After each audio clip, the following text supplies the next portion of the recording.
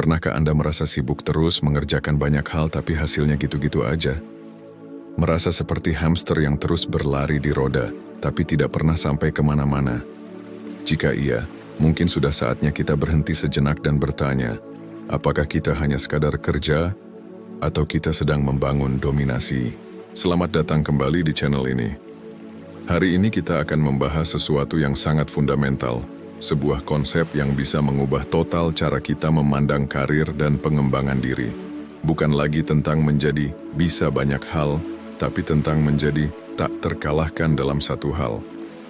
Ini adalah seni dominasi kompetensi. Coba kita pikirkan sejenak.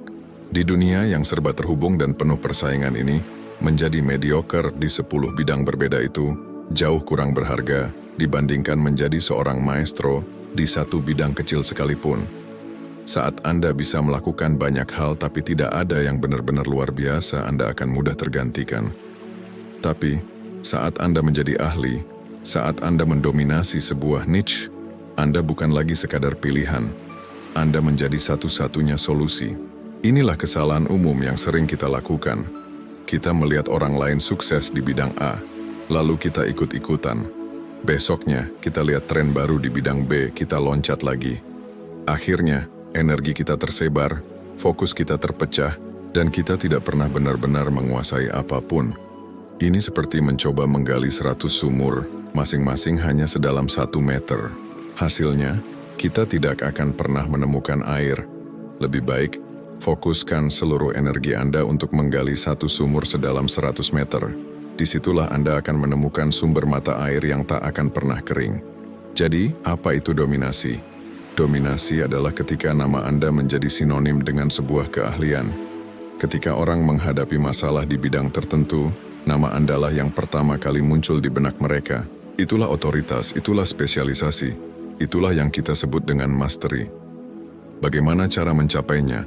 Mari kita pecah menjadi beberapa langkah praktis. Langkah pertama, identifikasi satu hal Anda. Coba tanyakan pada diri sendiri, keterampilan apa yang jika saya kuasai sepenuhnya, akan memberikan dampak terbesar bagi karir dan hidup saya? Mungkin itu public speaking, copywriting, analisis data, desain grafis, atau bahkan negosiasi. Jangan tergoda untuk memilih 5 atau 10, pilih satu. Satu keterampilan yang paling berharga dan paling sesuai dengan minat Anda. Ini akan menjadi medan pertempuran Anda, tempat Anda akan membangun kerajaan Anda. Ketika godaan datang untuk mengambil proyek di luar jalur Anda, katakan tidak. Ketika Anda melihat pasar yang ramai dan semua orang bersaing banting harga, jangan ikut-ikutan. Justru, ini adalah sinyal bagi Anda untuk semakin menajamkan spesialisasi Anda. Jangan bersaing dengan harga, bersainglah dengan keahlian yang tak tertandingi. Jadilah pilihan premium, bukan pilihan yang murah. Langkah kedua setelah Anda menemukan satu hal Anda adalah menerapkan prinsip deliberate practice atau latihan yang disengaja. Ini bukan sekadar mengulang-ulang apa yang sudah Anda bisa. Itu membosankan dan tidak akan membawa Anda kemana-mana. Deliberate practice berarti secara sadar mencari bagian tersulit dari keterampilan Anda dan melatihnya dengan intensitas maksimal. Misalnya, jika Anda ingin menguasai public speaking, jangan hanya latihan membawakan pidato yang sudah Anda hafal. Cari kelemahan Anda. Apakah itu saat sesi tanya jawab? Apakah saat harus berimprovisasi? Atau saat menggunakan humor? Identifikasi bagian itu lalu ciptakan skenario untuk melatihnya secara berulang-ulang. Minta feedback dari mentor, rekam diri Anda, dan analisis setiap detailnya. Ini memang tidak nyaman, tapi di zona ketidaknyamanan inilah pertumbuhan sejati terjadi.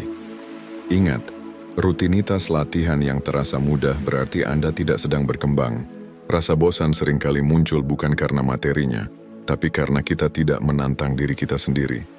Cari tahu titik lemah Anda, dan serang itu tanpa ampun. Itulah cara para master ditempa. Langkah ketiga, biarkan hasil yang berbicara. Di era media sosial ini sangat mudah bagi kita untuk terjebak dalam pencitraan. Kita sibuk mempromosikan diri, mencari validasi, dan berharap orang lain mengakui kehebatan kita. Tapi dengarkan ini, keahlian sejati tidak butuh promosi berlebihan. Keahlian sejati akan mempromosikan dirinya sendiri melalui hasil yang nyata. Fokuskan 95% energi Anda untuk mengasah kapak dan hanya 5% untuk menebang pohon. Artinya, curahkan sebagian besar waktu Anda untuk benar-benar menjadi lebih baik, bukan hanya terlihat lebih baik. Ketika Anda benar-benar ahli, proyek akan datang mencari Anda. Peluang akan mengetuk pintu Anda. Rekomendasi akan mengalir tanpa Anda minta.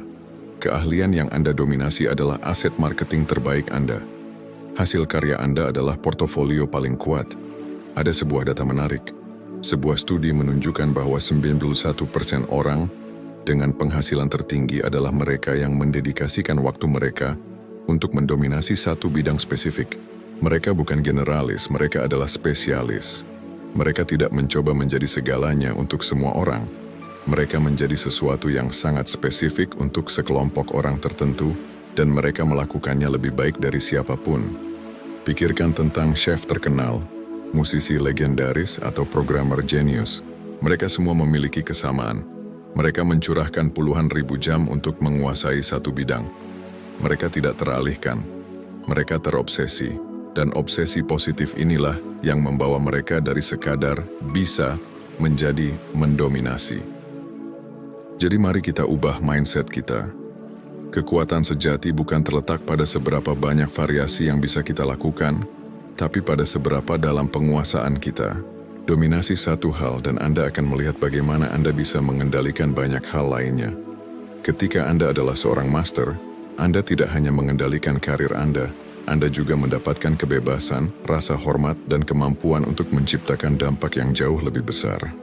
Mulai hari ini, tanyakan pada diri Anda, apa satu hal yang akan saya dominasi?